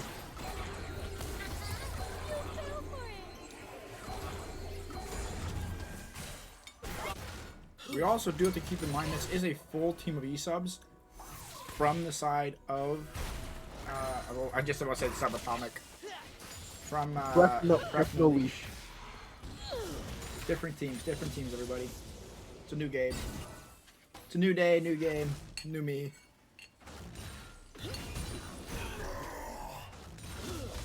So we do see CS lead in the mid lane. It was kind of expected early. Acel doesn't really have the best clearing power early. We do see the damage coming out from Lowry early, trading onto Scion, and we see a gank coming out from the Zac super early. He's gonna hit onto the Ash. What a hook! The Q back from the Zac going on. Ash gets the first blood, flashes out, but picked right back up by Ezreal. Wow. What a turn of play. And hey, that Acel could count to 7. He got some damage there onto Nico when she was a minion. There we go. Love it when people know how to count, baby. We see some. I mean, this Sion's not doing too terribly in the top lane here. I don't know how good Lowry's early game is. I know she does better in the tanks later, but uh-oh. The big thing is Scion Here there's no actually counting. Scion actually took a really smart start in his item choices with the call, and he took the dematerializer, which makes it easier for him to clear waves, and the call just gives him more damage. And a flash here for Golden, that was a good idea out of the side of Pref No Leash, but Golden really able to just get out of that with flash. I'll look for a repeat gank there in the future, but Lowry already TPing back. Probably going to go towards either Hullbreaker or Black Cleaver first, looking for the sign to stop that recall, but he's alcove gaming. He's going to get out. You love to see the outcome gaming. I think that. Oh, we got another Zach repeat gank here, possibly. Yeah. Oh my Gonna miss goodness. the Q, which is huge for the flay back by the Thresh. Flash for Emilio. Ezreal taking some big damage. Zach taking even more damage on the backside there. Really well played by the side of Prefno Leash to get out of that out of a very sticky situation, and that control ward really helping him out in that one. Did burn the Emilio flash, but I mean, Emilio flash for 2 people not dying is, I'll take it as a worth trade there. It is an interesting. I think this mid lane is quite interesting. I think this Nico is not up the CS that she should be, considering she's playing into an Aurelion Soul. So the thing to remember is, like, a lot of middle lane matches they see into Asol are ones that can, like, stun him to stop his Q channel. Nico doesn't have that. It's just a root, so he can still Q during it, which is really gonna, like, be able to help him stay on par in CS with her. And, you know, that's something Emilio does. You know, he'll Q minion, get a good trade on you in the bot lane. But a play back onto the Ashe, taking a good trade, but she's moving forward, hitting all the Q charges. But Zach's here, hitting the Q onto the Ashe. Oh, the second Zach is here. Q by the Thresh, kill onto Outrage. What a play out of Dynasty Rose Courts, and they're going to be able to get out of here. Good roam by Zach Nico to get down here in the bot lane to cause some chaos, get an assist on that one. Even better play out of Kobita, hitting the play, getting the Q out of it too, and really good kiting out of Outrage to pick up his second kill and just keep that CS lead that he has. And, you know, Ezreal's strong right now when he has a Sheen. I mean, making this 20%. Oh, this Hecarim is just stalling backs. Good play by the Hecarim. I don't think the stalling of the backs is going to matter all that much. It should reset. It should allow for the wave reset fairly nicely from the Ashe, though. But we'll see if she decides to freeze it. Because this, I'm actually surprised at how well this Ashe lane is working out. I mean, there's obviously the kill discrepancy, but that's purely because of the attention that's been paid. Can we click on the Lowry real quick? I'm curious what ability they are actually maxing first on this champion. So they're maxing the Q, which is very interesting to me because I know a lot of people do the Emax first on her, just because then you deal more % health damage to the clone, and on the pullback it deals more damage to the enemy. Yeah. The Q max is definitely an interesting one for me. I'm not sure if it's wrong or right, but it gives you a good trade pattern. It deals a lot more damage than people are expecting in the lane, especially if you go Black Cleaver. It does make sense. I don't know. I feel like it's more of a. I feel like that going to Q max is more of a handshake. Oh man, flash out for the Alawi. Everything being burned up here in the top lane. We got all the ultimates going down, but they're gonna throw down their ult of their own. Getting a lot of damage back out, but it's not gonna matter. But Zach's here. Zach's in the bounce house, getting the kill onto the Hecarim. Alawi's still getting an assist on that one.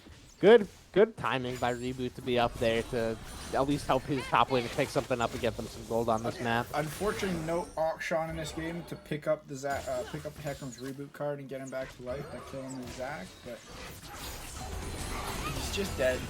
It's okay. Early game doesn't matter all that much. That is huge. That one kill on Corrupt there, though, is really big.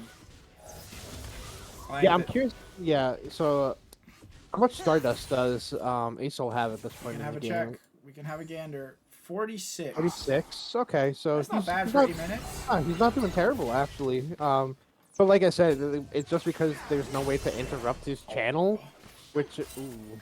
Thresher's trying some tricky stuff there. Yeah. It didn't quite pan out, but...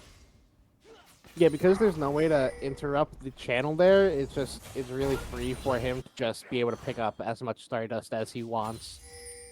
Yeah, there's, as you said, there's nothing there for a stun. There's root, but nothing there to stop his channel from going through and sucking out the... Yeah, unless Zach's in the area, that's the only way. Yeah, and it looks like we've got a double Zach roam down, potentially? Or where is... Oh, Nico's a minion! Oh, she's getting the big pop blossom. Getting the flash out of Asol. Really good play. But Zach's here, getting the Milio, getting the pullback, the playback, the ult out of Ezreal, the three-shot barrage, hitting on top. Zach picking up the ult with the kill with his own ult there. And that's going to be a dragon here for Dynasty Rose. I said it before, going into the Zach lane, it's all going to be about the vision. And Warding up Tribush just is not enough into this Zac. They have no way to interrupt his ganks too. The only way is Emilio Q, and that is still not the best. We're gonna see Heckroom coming for a gank here, but you know, Flash is already back for Nico, and maybe the Heckroom's going in for it though, but gonna take 2 tower shots on his path out. But Thresh is here, and he's gonna be looking for hooks. Flash play gets both of them. Heckroom dashing back to Q back, and he's gonna go down to Outrage. What a roam up by Kobita and Outrage. Just bailout goal in that situation. Emilio get slapped around by Zac a little bit there. We might be turning around this Ezreal's win rate here for Outrage. He's currently 3-0. Looks like he's going for Triforce. Yeah, I think. no, it's Triforce. That's what you build on Is it Ezreal. Triforce build? Yeah. Yeah, it's what you build on Ezreal. What, is it Triforce into Manamune or Mana? Triforce in the Mana Moon, and then you can there's go so like, many builds you can go on that champion. and I then don't you know. can go Shireldios or LDR. Yeah, there's so many different builds. I've seen the Dusk Blade. I've seen the. I don't think the Prowler's Claw is a thing anymore, but. No, Prowler's Claw is no longer. It's a legendary item now, not a mythic item, Garbage. and it no longer has an active. It's very good on Kha'Zix. We saw Reboot Card actually build it last Yeah, game. the active is. Yep. There's no more active. It just procs when on cooldown. jumps and stuff. Interesting. We see Zac up here in the top lane. You know what? I want Reboot Card to build a Prowler's Claw Zac this game. You know, I'm That would here be for pretty it. spicy. Sion's taking some big damage thanks to that test of will out of Alawi, pulling the soul out of him and just slapping the soul around. But we're gonna see Heckroom look for something on the Zac, but taking the same amount of crate, and Sion's ulting in and gonna just die to Alawi. Flash himself out, and Nico's here on the backside, beating up on this Aesol, and all the damage. His ult's coming out. He's channeling. Heckroom charging in, looking for the Nico, and it looks like they're gonna pick up the Nico. But rooted on the backside is Aesol, Alawi picking up a second kill. The Q hitting onto the Heckroom thanks to the Zac, and he's just gonna be able to trot his way out of there. But it still looks like Rift Herald is gonna go to the side of Rose Quartz.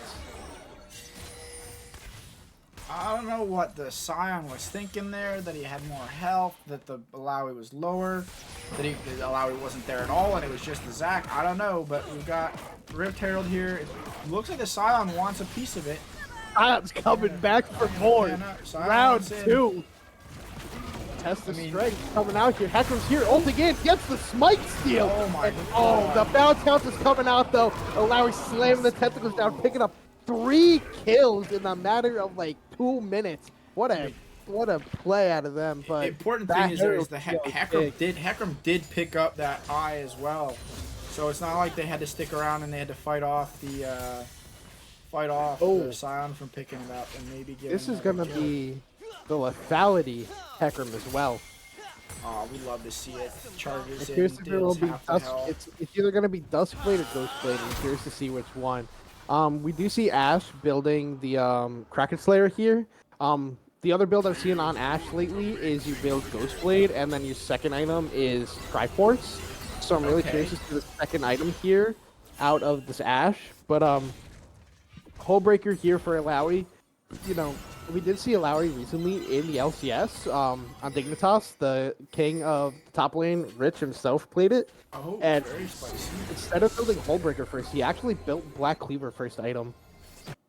So Alawi has a few different items that they can build. So really curious to see how this Hullbreaker is going to work out. That's one of the biggest things that I've been finding so far in this new item rework and whatnot is that there are, generally speaking, a couple different builds you can go for different for every champion. Like, it might not be the best, but you can go it.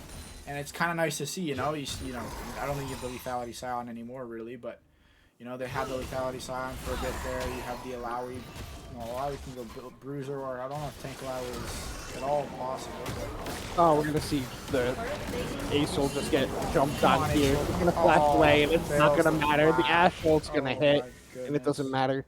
The big thing isn't that champions have different item builds, they have different mythics they can build. So like, you can build Hard Steel on Sion, or you can build Jack Shows on him, and either one is fine, they're for different situations.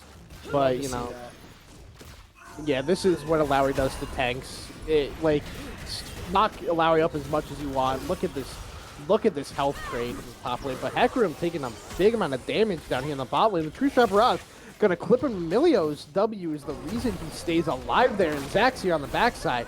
The Emilio ultimate being burned, and Sion's gonna just die under his own tower right now. Yeah, so that's allowing into tanks. That's Alawi. Yep. So yeah, if you see Alawi in solo queue, don't pick a tank. You pick Quinn or you pick Lilia. Those are her counters. Really? Yes. Okay, the Lilia, I understand. I get the Lilia 100%. You're just dodging around like a... Oh, come on. Hecarim going for another steal, but doesn't get it this time. Not He's gonna 2 for ghost 2. his way out of there, but slowed by I don't know what. And Nico's here on the backside to pick him up. He tried for it and it did not succeed. Man, we are just seeing kill after kill. Kudos to Yeah, him. you know what? You gotta give him respect. It's a little early to be doing it, but I mean, hey. I honestly, I don't think it's. Oh wow, what a hook out of here! The play back. Asol just gonna go down. That's just the error on Asol there. He just stood there and let the thrush walk right up to him. I don't know what he was thinking. I think this game is coming up exactly how Rose Quartz had ran it up. It's all going to chops here. Yeah, I mean, we kind of, we were talking about it before we went live again, and we both said, well, I stated and you kind of were agreeing that this game is not, I don't think this game is going to a 40-minute banger like the last one, so we'll see. I think one of these teams was going to get a lead, and we'll stick with it. Oh, no. Sion's getting bullied up here in the top lane, running for his life, and I think they're just playing with their food right now. He's going to ult out. He can ult out. He's going to proxy a wave. He's gonna get a wave for his troubles here, but he doesn't even get the wave. Man, wait. Sion Gaming, he got 3 minions. He got 3 minions. He got 3 minions worth. Win. Type worth and alt cat. I agree. That is a hashtag word. I mean, yeah, this game is just, it's got Rose Quartz snowballing all over it. We got a 4-1 Alawi, 4-0 Zach, 2-1 Nico, 4-0 Ezreal, and a 1-8. Oh my god.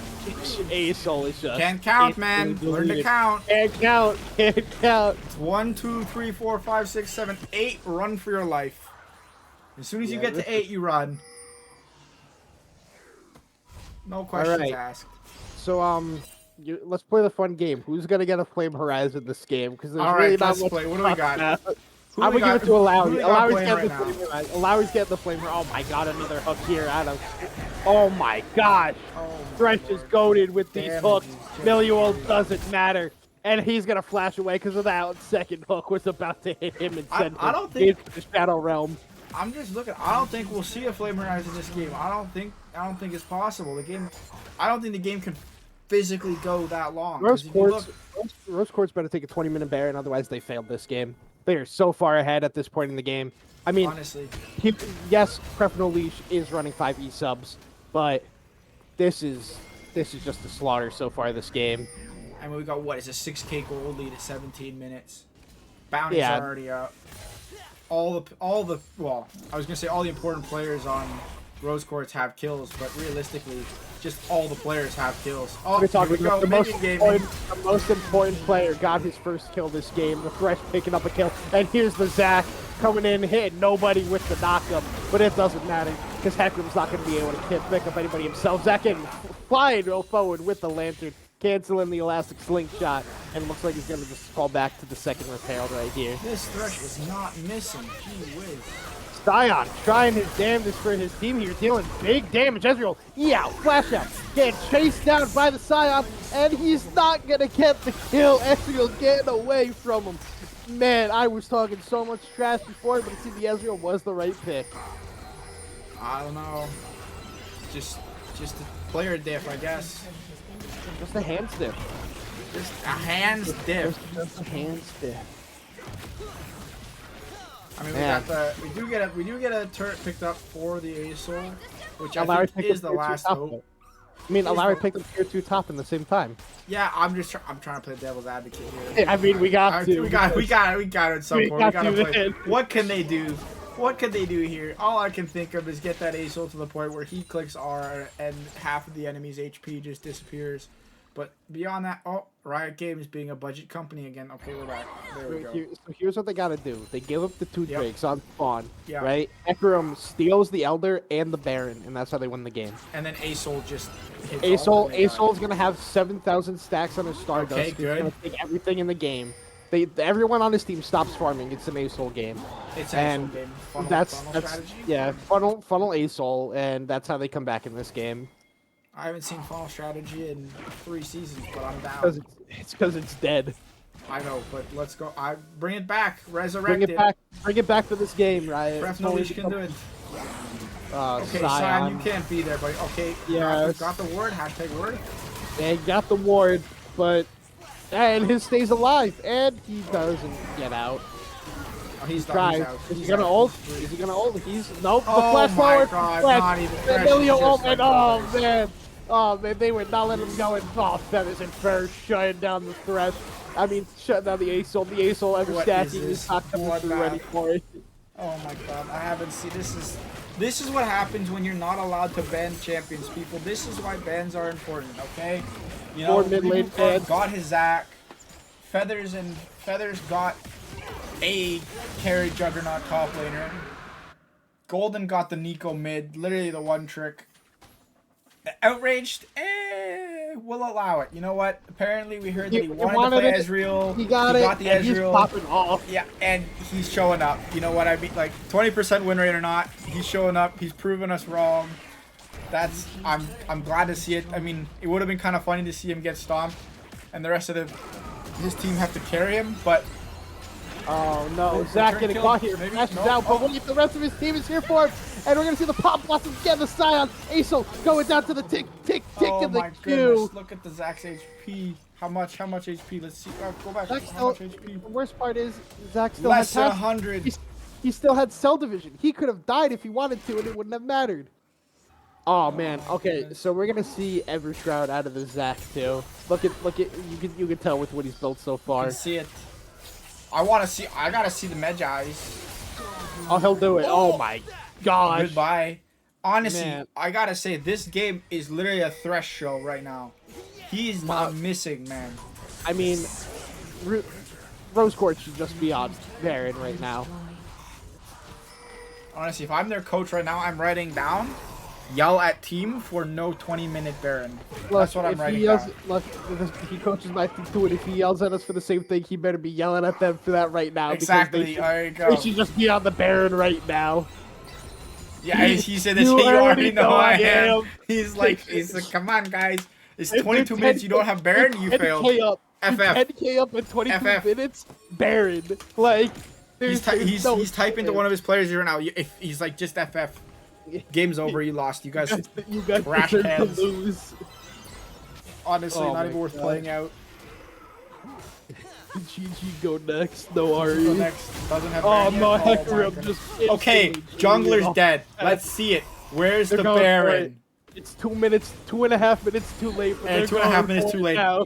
They cannot Oh, wait, avoid the TP wrath of their coach. TP behind the Alawi. They're looking for it. They're going for They're just something. looking for something. Zion. Oh, canceled due to the Zonias, but they're going to get knocked up again. The damage coming out onto Alawi, but Alawi's about to go ham and go 1v3. It doesn't matter. Set them all. They trade in a 1v3 if their team picks up Baron. Honestly, you know what? They had to do something. Kind of sucked that that Ace-ult, he didn't back off there when that all got thrown down, but it is what it is. They did pick up the Alawi- kill. Unfortunately, the kill was on the Scion. Alawi's got GA now.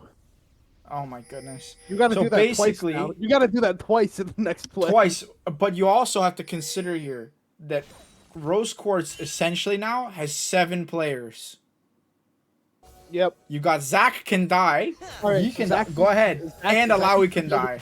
Zac needs to build a GA so they can have 8 players. No, I'm waiting for the Medjai's. I'm writing Oh, down he'll do no it. Medjai's. He'll do it. FF. He'll do it. He better will. do it. He better. I should He got message 10 him right stacks. now As soon as I during see this 10 stacks on a Medjai's, that's a free money.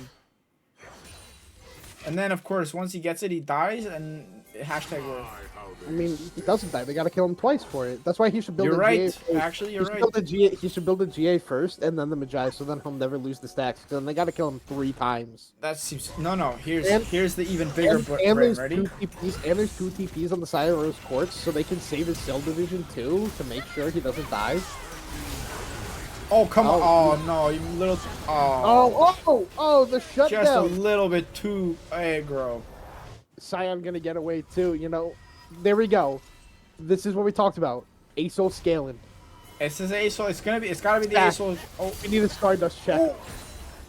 Stardust check. Stardust check. 204. 204. Okay, Falling he's off a little online. bit, but Getting there. Yeah. Trying. So Sion, I don't know what happened, but I think Feather- they decided Scion Gaming and decided he didn't want to live anymore. Oh, that almost hit my thresh, but look at the top lane. That you have a whole breaker Alawi just up there by herself. The flash away out of the Ashe because Zach Good was about to get on flash. top of her. Been destroyed. Ashe also dodging the True Shot Barrage after hit with the Essence Flux. There would have been some huge damage on top of them, but oh my gosh, there's still huge damage on top of them. Ooh-wee, what are we watching? This is just absolute 1v3, and maybe the 1v3 potential could be there. The That's what Alawi happened.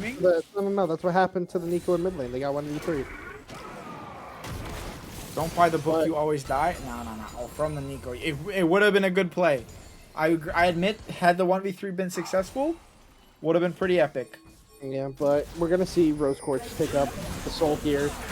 Oh wait, Feathers isn't alone. A Nico's in their back pocket as a minion, and we're The gonna Alawi see Sion critically has no go ult here. down.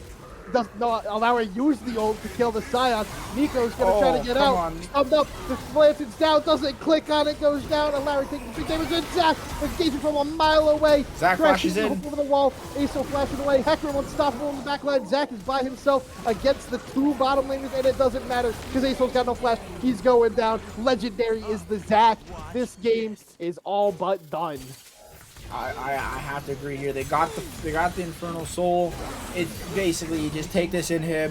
You decide if you want to keep marching. I would here. 20-second death We're timers. gonna take all 3 in. Double inhib. 3. You could go for all 3. I think they just come on, guys. Just don't put them on the have radio. no Just walk it wave. down. Walk it Got down, no- guys. They have Oh, no no minion wave. wave. They got no wave. No, Go they gotta bottom. run. Get out. Get They're out. not going bottom. Don't be They greedy. wait, Come they on, wait. Zach. Don't They're be going greedy. bottom. They're going bottom. You No, gotta he's remember, being greedy. You remember, there's 4 members here, but there are 6 lives that the side of Prep No Leash have to go through here. I think 7 still, is it not? No, Is it not Swindler 7 on still? pass line. Well, no, because it was only 4 of them, plus the passes, and the GA Thresh tried to go for the big play to end it right there, and he goes down. Cell Division getting popped for the first time this game, and it's going down. The Stardust picking him up. The suck down onto Ash. Thousand Oh shut my down. gosh. Ash is Ash almost dead. still Ash has to reset. They what do you hit the Nexus towers? Oh my Ash goodness. still almost got the Triple lead from inhibs. a mile away.